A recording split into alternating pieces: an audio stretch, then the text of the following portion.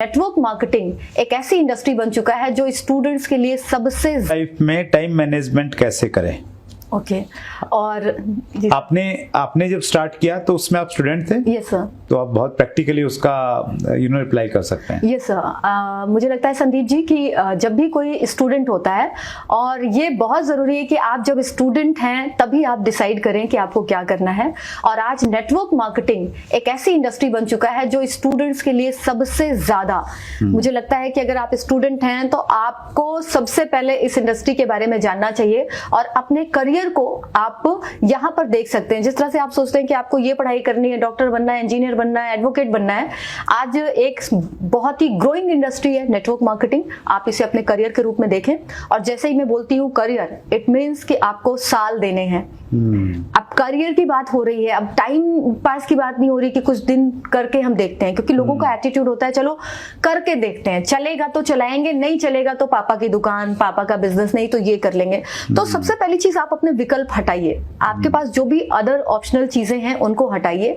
पढ़ाई के साथ साथ हम बहुत सारी चीजें करते हैं। मैंने खुद भी देखा है, मेरे साथ के भी जो स्टूडेंट्स थे पढ़ाई के साथ वो हॉबीज कोर्सेज किया करते थे। बहुत सारे लोग पढ़ाई के साथ क्रिकेट खेला करते थे, स्विमिंग सीखा करते थे, हॉबी कोर्सेज ज्वाइन किया करते थे। तो सबने सब कुछ पढ़ाई के साथ ही किया है। तो अगर इतनी सारी चीजें मैनेज की जा सकती हैं तो why not this industry? You can do it because it's all related to management, it's all related to time management। और आज कोई भी काम अगर आप शेड्यूल में करें तो आप देखेंगे आप अपना बहुत सारा समय बचा सकते हैं, क्योंकि 24 आवर्स सबके पास है। आप देखें कि आपको स्टडी के लिए इतना टाइम देना है, इसके बाद ये समय मुझे यहाँ के लिए देना है। तो जैसे ही आप मैनेजमेंट पे आते हैं, टाइम मैनेज करना शुरू करते हैं, आपके लिए चीजें बहुत ईजी हो जाती हैं। और जिन्हें ये नहीं आता है, जो ऐसा नहीं करते हैं, तो स्टूडेंट होते हुए पढ़ाई में भी वो अच्छा नहीं कर सकते, क्योंकि 6 सब्जेक्ट पढ़ने हैं, 4 सब्जेक्ट पढ़ने हैं, आपके पास टाइम मैनेजमेंट है नहीं, आपने कोई टाइम टेबल बनाया नहीं है। तो आपको एक जो इंटरेस्टिंग सब्जेक्ट होगा आप उसमें अच्छा स्कोर करेंगे, बाकी में आप फेल हो जाएंगे। तो इसका मतलब सिर्फ ये है कि आपने टाइम टेबल नहीं बनाया और आपने सबको टाइम डिवाइड नहीं किया कि कितने घंटे आप किस सब्जेक्ट को देने वाले हैं। तो यहाँ पर भी वही चीजें हैं। अगर आप एक बार देख लें कि आपको पढ़ाई के लिए इतना समय देना है, इसके बाद ये काम के लिए मुझे इतना समय देना है, 2 से 3 घंटे इनिशियली स्टेज में बहुत सफिशिएंट है।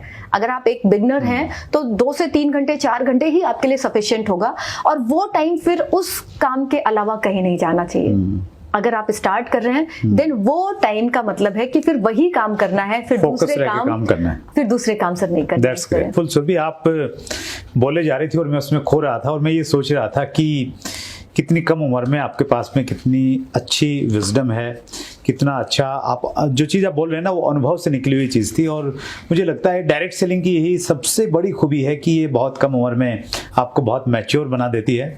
उसी मैच्योरिटी के साथ आपने प्रश्नों का जवाब दिया। समय की लिमिटेशन है सुरभि, बहुत आगे हम लोग इंटरव्यू को नहीं बढ़ा सकते, लेकिन आपके पास बहुत नॉलेज है और चैट विद चंद्र बस तो इंडस्ट्री की सेवा करने के लिए ही बना है।